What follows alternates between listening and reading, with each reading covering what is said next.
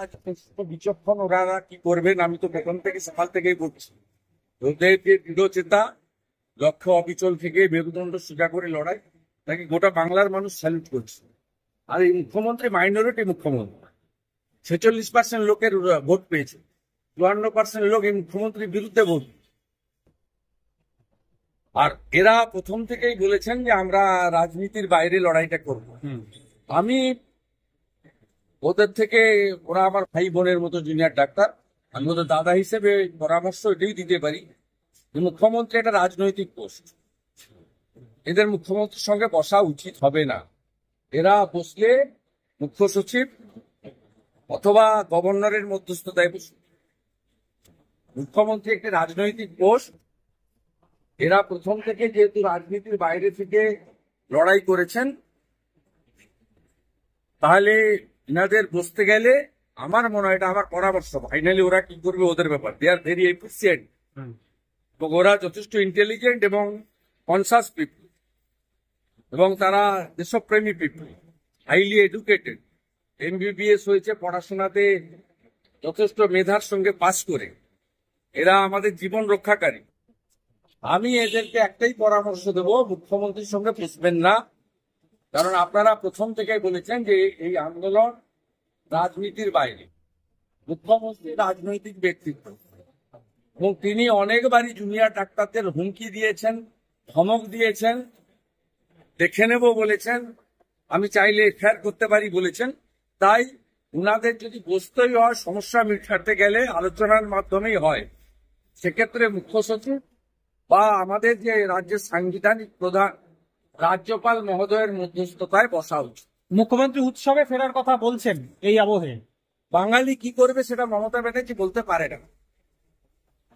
18 তারিখে supreme court দেখার পরে বাঙালি ঠিক করবে বাঙালি কি করবে। বাঙালির দায়িত্ব মমতা ব্যানার্জি কেউ দেয়নি, কারণ উনি গত লোকসভা ভোটেও 45.67% ভোট পেয়েছেন। উনার বিরুদ্ধে 56% বাঙালি ভোট দিয়েছে। ভাগ হয়েছে ভোট, বিজেপি 39, CPM 5.5 ভাগ হয়েছে, তাই উনি জিতেছেন। গরিষ্ঠ সংখ্যক বাঙালি উনার প্রতি অনাস্থা জ্ঞাপন করেছে লাস্ট লোকসভা নির্বাচনে। স্বাভাবিকভাবে বাঙালি কি করবে সে সবার ঠিকা মমতা ব্যানার্জিকে দেয়নি। আমি বিজেপিকে রিপ্রেজেন্ট করি, বিজেপি গট 2,33,27,000। আমার যে 2,33,27,000 বিজেপির ভোটার আছে, মোদীজির ভোটার, তাদের দায়িত্ব মমতা ব্যানার্জি নেননি। বাঙালিরা কি করবে 18 তারিখে লাইভ দেখবে গোটা বাংলা। সুপ্রিম কোর্টে কিভাবে কপিল সিব্বলকে দিয়ে জাস্টিস যাতে না পায়, আমাদের অভয়া বলুন, তিলোত্তমা বলুন, কাদম্বিনী বলুন, আপনারও আমাদের বাড়ির মেয়ে আমাদের বলুন, মানুষ দেখেছে কিভাবে কপিল সিব্বল সহ কোটি টাকা দিয়ে লয়ার নামিয়ে মুখ্যমন্ত্রী যাতে জাস্টিস না পায় সেই ব্যবস্থা তিনি করছেন। উনি নির্লজ্জ বলেই বলছেন যে বিচার পরে হবে, উৎসবে ফিরুন। আর আমরা যারা হিন্দু উৎসব করি না, আমরা পুজো করি। উনি পুজোকে পশ্চিমবাংলায় উৎসবে পরিণত করতে চান।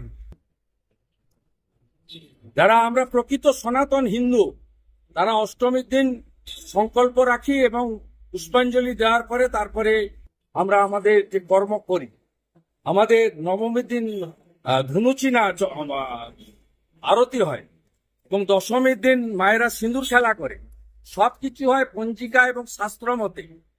6000 বছরের পুরনো হিন্দু ধর্ম উনি সেটাকে ধ্বংস করতে চাইছেন। তিনি মহালয়ের আগে পিতৃপক্ষে পুজো উদ্বোধনে বেরোন। পিতৃপক্ষে কোনো শুভ কাজ কোনো হিন্দু লোক করে না। পিতৃপক্ষে বাবা মা যাদের গত হয়েছে তারা গয়ায় গিয়ে পিণ্ডদান করে।